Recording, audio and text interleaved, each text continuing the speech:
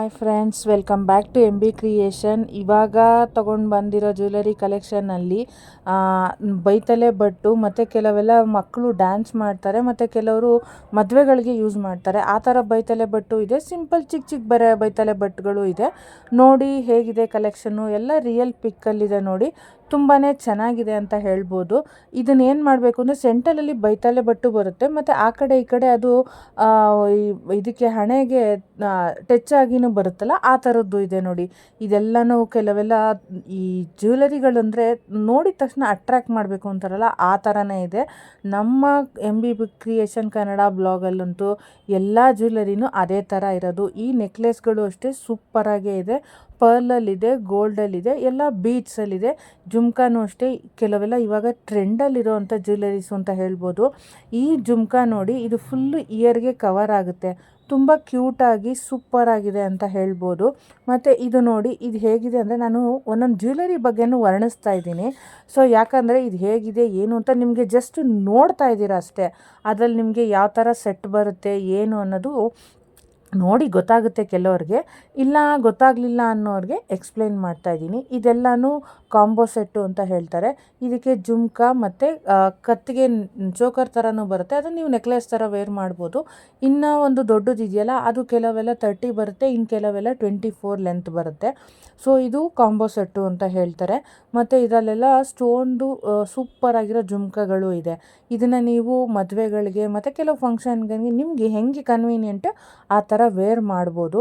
ಯಾರೆಲ್ಲ ಚಾನಲ್ ನೋಡ್ತಾ ಇದ್ದೀರಾ ದಯವಿಟ್ಟು ವಿಡಿಯೋ ನೋಡೋರು ಸಬ್ಸ್ಕ್ರೈಬ್ ಮಾಡ್ಕೊಂಡು ನೋಡಿ ಫ್ರೆಂಡ್ಸ್.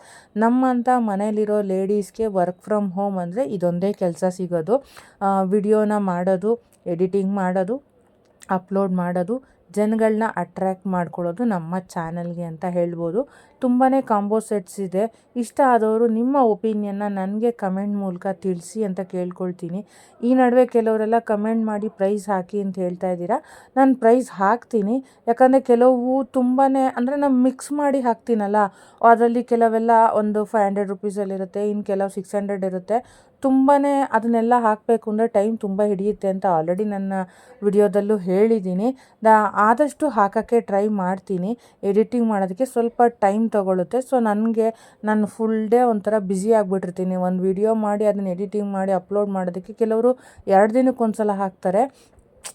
ಯೂಟ್ಯೂಬ್ ಚಾನಲ್ ಮಾಡಿರೋದೇ ನಾನೊಂಚೂರು ಗ್ರೋ ಆಗೋಕ್ಕೆ, ಏನೋ ಒಂದು ದುಡ್ಡು ಕಾಣೋಕ್ಕೆ ಅಂತ. ಆ ದುಡ್ಡು ಕಾಣೋದಕ್ಕೇ ವರ್ಷಾನುಗಟ್ಲೆಗಳಾಗೋಗುತ್ತೆ. ನಾನು 2020ಲಿ ಚಾನಲ್ ಕ್ರಿಯೇಟ್ ಮಾಡಿದ್ದು. ಆವಾಗ ನನಗೆ ಹೆಂಗೆ ಮಾಡಬೇಕು ಏನು ಅಂತಲೇ ಗೊತ್ತಿರಲಿಲ್ಲ. ಈಗ ರೀಸೆಂಟಾಗಿ ಎಲ್ಲರೂ ಯೂಟ್ಯೂಬು ಚಾನಲಿಂದ ಅಷ್ಟು ಬರುತ್ತೆ ಇಷ್ಟು ಬರುತ್ತೆ ಅಂತ ಕ್ರೇಜ್ ಮಾಡಿದ್ದಾರೆ.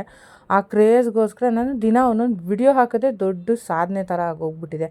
ಆ ವಿಡಿಯೋ ಎಡಿಟಿಂಗ್ ಮಾಡಿ ಎಲ್ಲ ಮಾಡೋದೇ ದೊಡ್ಡ ಟೆನ್ಷನ್ ಥರ ಆಗೋಗ್ಬಿಟ್ಟಿದೆ.